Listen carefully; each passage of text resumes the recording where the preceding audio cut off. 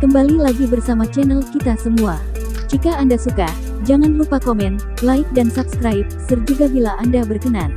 Selamat membaca dan mendengarkan. Perintah Kaisar Naga, Bab 3873-3875. Baiklah, saya akan membawa Tuan Chen ke sana sekarang.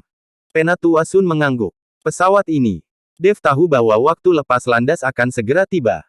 Itu bisa menunggu sebentar, akulah yang memiliki keputusan akhir. Setelah Penatua Sun selesai berbicara, dia kemudian berkata kepada anggota staf Paviliun Wantong, pesawatnya jangan lepas landas, tunggu aku kembali. Baiklah, Tetua Sun. Anggota staf itu mengangguk. Ketika Dev melihat ini, dia juga senang karena teman ini memiliki cara yang lebih mudah untuk bepergian.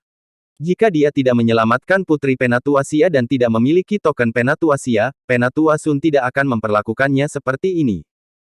Dev mengikuti Penatua Sun ke cabang Paviliun Wantong di kota Nanjing. Dev melihatnya dan menemukan bahwa Paviliun Wantong dikelilingi dalam formasi dan perlindungannya sangat ketat. Dan ada dua penjaga berdiri di depan pintu. Namun ketika Dev melihat ke arah kedua penjaga tersebut, dia sedikit terkejut, karena dia tidak bisa merasakan sedikit pun kehidupan dari kedua penjaga tersebut, seolah-olah mereka sudah mati. Tetapi Dev tidak bisa mengatakan bahwa dua orang telah mati meskipun mereka berada tepat di depannya. Tepat ketika Dev sedang bingung, dua penjaga menghentikan mereka. Tolong tunjukkan tokenmu. Seorang penjaga berkata dengan suara kaku dan tanpa emosi sama sekali. Penatua Sun mengeluarkan token dan melambaikannya di depan kedua penjaga. Setelah melihat token itu, kedua penjaga itu menyingkir dan memberi jalan. Dev sangat penasaran dan berkata dengan wajah bingung, Tetua Sun, Anda sering datang ke sini. Bukankah para murid Paviliun Wantong mengenal Anda sebagai sesepuh?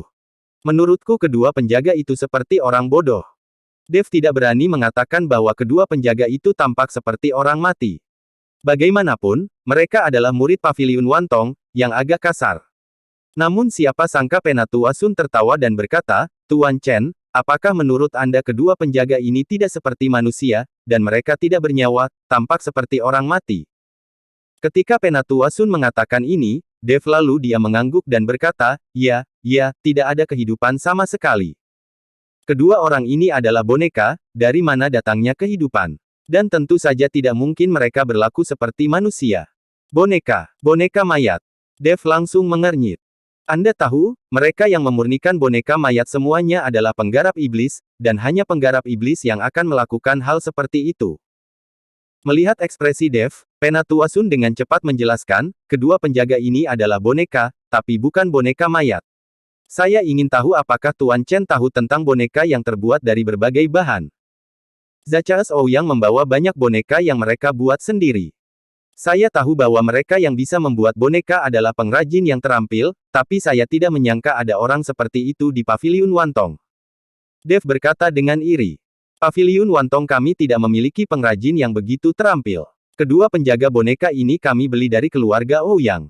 Karena keluarga Ouyang sering membeli bahan-bahan untuk menghaluskan boneka dari Paviliun Wantong kami mengenalnya dan mereka menjual kepada kami dua boneka. Tuan Chen juga tahu bahwa manusia memiliki emosi dan keinginan. Karena penjaga sering menunjukkan emosi dan perasaan, kami, Paviliun Wantong, memutuskan untuk membeli penjaga boneka, dan mereka akan bertindak sesuai aturan. Penatua Sun menjelaskan. Ketika Dev mendengar ini, matanya tiba-tiba berbinar, Penatua Sun, Anda mengatakan bahwa Paviliun Wantong Anda memiliki bahan untuk memurnikan boneka.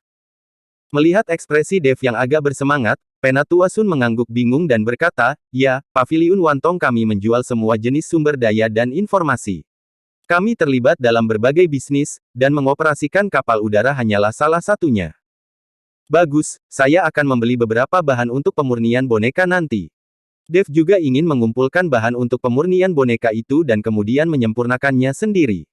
Sekarang Paviliun Wantong memiliki segalanya, semuanya akan jauh lebih mudah. Tuan Chen, saya ingin tahu untuk apa Anda menginginkannya. Apakah Anda tahu cara membuat boneka? Penatua Sun bertanya dengan rasa ingin tahu. Saya hanya tahu sedikit, aku belum mencobanya. Kata Dev dengan rendah hati. Penatua Sun memandang Dev dengan tidak percaya. Dia benar-benar tidak dapat membayangkan apa yang tidak dapat dilakukan oleh Dev, seorang biksu tingkat 4 di alam kesengsaraan transendensi. Penatua Sun memimpin Dev ke dalam formasi, dan kemudian formasi tersebut bersinar dengan sinar cemerlang. Sekilas Dev tahu bahwa ini adalah formasi teleportasi kecil yang hanya dapat berteleportasi dalam jarak dekat. Namun, salah satu cabang Paviliun Wantong sebenarnya membutuhkan formasi teleportasi kecil, yang menunjukkan betapa ketatnya kesadaran pertahanan. Tuan Chen, orang-orang di kota Nanjing sangat kompleks dan berbagai kekuatan saling terkait. Kami memiliki banyak rahasia dan sumber daya di Paviliun Wantong, jadi untuk mencegah serangan diam-diam, kami juga harus berhati-hati. Dev mengangguk untuk mengungkapkan pemahamannya. Bagaimanapun, hampir tidak ada keteraturan di dunia surga dan manusia saat ini, dan orang dapat memperebutkan sumber daya kapan saja. Daerah sekitar Gunung Iblis Surgawi di wilayah selatan cukup bagus. Memiliki keteraturan tersendiri, sehingga tidak akan semrawut, dan masih ada tempat untuk pembudidaya iblis. Dev tidak dapat memahaminya. 5 wilayah kekuasaan utama dunia manusia dan para penguasa wilayah berada dalam kekacauan seperti itu. Butuh waktu ratusan tahun untuk dilahirkan. Diperkirakan Master Domain telah naik ke keabadian atau mati. Nak, tolong minta bantuan dan minta Paviliun Wantong membantu untuk menemukan tulang-tulangku. Gunung Iblis Surgawi adalah wilayah yang luas. Jika hanya kamu yang mencari tulang-tulangku sendirian, itu tidak akan memakan waktu 1 tahun atau 10 tahun.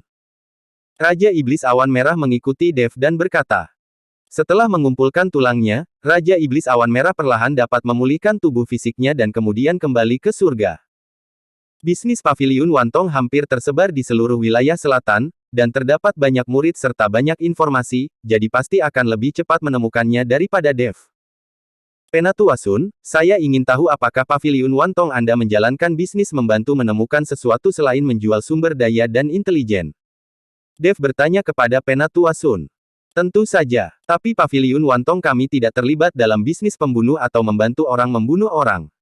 Kami melakukan segala jenis bisnis, selama uangnya ada. Kata Penatua Sun. Bagus sekali. Saya harap Penatua Sun dapat membantu saya menemukan sisa-sisa tulang dari mayat. Sisa-sisa tulang ini seharusnya menyebar di Gunung Iblis Surgawi. Saya tidak tahu lokasi spesifiknya. Setelah mendengar ini, Penatua Sun sedikit mengernyit, mencari tulang mayat. Ada banyak mayat di mana-mana di Gunung Iblis Surgawi. Saya tidak tahu berapa banyak orang yang mati. Jika tidak ada lokasi atau tanda tertentu, itu terlalu sulit untuk ditemukan. Saya menemukan sisa-sisa tulang ini. Ini berbeda. Kata Dev sambil mengeluarkan tengkorak dan tulang tangan Raja Iblis Awan Merah dan menunjukkannya kepada Penatua Sun. Penatua Sun hanya melihatnya sekilas, dan matanya menjadi sedikit terkejut. Tuan Chen, saya khawatir sisa-sisa tulang mayat ini bukan dari dunia surga dan manusia. Mereka pasti sisa-sisa makhluk abadi dari dunia surga, kan? Dan masih ada jejak aura di sisa-sisa tulang ini. Penatua Sun bertanya. Dev mengangguk, ya, ini memang sisa-sisa dari makhluk abadi di surgawi. Melihat kepercayaan Dev, Penatua Sun langsung mengakuinya, jadi dia berkata, baiklah, saya akan mencatat bentuk dan aura dari sisa-sisa tulang mayat ini, lalu saya akan memasukkan ke dalam perpustakaan misi Paviliun Wantong kami. Terima kasih, Penatua Sun. Dev menyimpan sisa-sisa mayatnya dan berterima kasih padanya. Tuan Chen, sama-sama. Seperti yang saya katakan, kami hanya melakukan bisnis. Setelah Penatua Sun selesai berbicara, dia melambaikan telapak tangannya dengan lembut. Saat formasi diaktifkan, Dev merasakan kilatan cahaya putih di depan matanya, dan kemudian dia muncul di sebuah ruangan. Tata letak ruangannya sangat sederhana, namun sebenarnya banyak pola formasi yang terukir di dalam ruangan. Jika seseorang mulai membuat masalah di sini, pola formasi ini akan langsung aktif.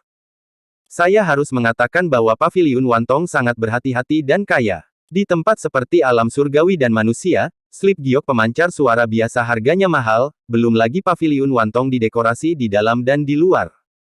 Di tengah ruangan, Master Paviliun Qian muda sedang duduk di kursi dan melihat sesuatu.